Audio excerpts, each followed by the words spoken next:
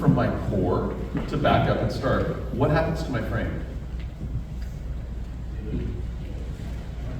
It lifts. Well, okay, we're gonna go into that in just a second. But if I pull back from my core, it lifts my follower.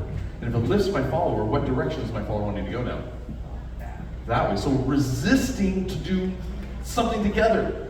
But if I pike, oh, what does that do to my follower? It starts to drop the frame, which tilts the body forward, that makes the walk an add-on to the action rather than a negative to the initiation.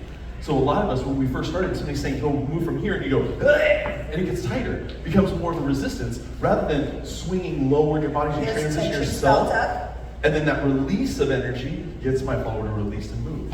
It's not the other way around. And a lot of us get stronger in one rather than release into one. They drop the anchor, and then that is the majority of the leads I'm getting. Wow, we should change that. Yeah. Yeah? So now, within the underarm turn, now once we've got the idea that I'm going to start something by the tilt of the body starts this, and then I start to lift this action, I'm trying to clear the pinky to stay inside my follower's cup so that when my follower turns, I'm now staying and chasing the rotation of my follower's We'll do hand. it sideways also.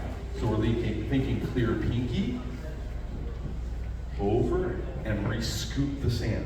And scoop the Do that again sand. without the glitch. Yep. 1, 2, 3, and 4, 5, and 6. And do you know what's really cool? Is that if he's mid underarm turn and wants to go somewhere else with this, I'm already in framework.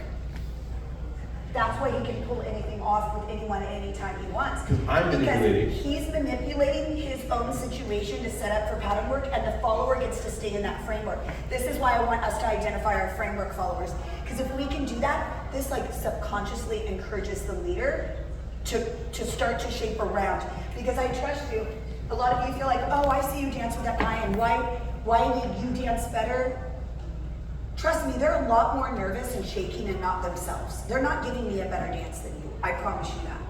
It's that I am really clear where I'm at, so they don't have to guess what's going on with me, and they can focus on themselves. So you're helping your leader by saying, this is where I want my frame, this is where I'm moving from, and being proactive with my leader. I watch visually. When my leader starts to move, and I see the body start to draw back, I match it. I match it. I match it. So if I teach you only move back from one place, you're not going to be able to adjust with your leader. And there's every theory has a right place.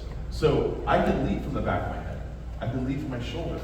I can lead from my core. I can lead from my tail. I can lead from my knees, and I can lead from my feet. All have different identifying moments in the body.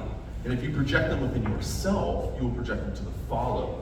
So if I find myself coming out of something and I'm overstretched and I'm arching back on this point, I'm not going to say, oh, I've got to get back to this theory. Nope. I'm already here, so I'll let the head be the director of that action. I can start there. Then the next pattern is going to be slightly different, but I let that navigate up and down my body relative to what I'm feeling in time. Yes? Yes. All right. Camera's on. Yay. So.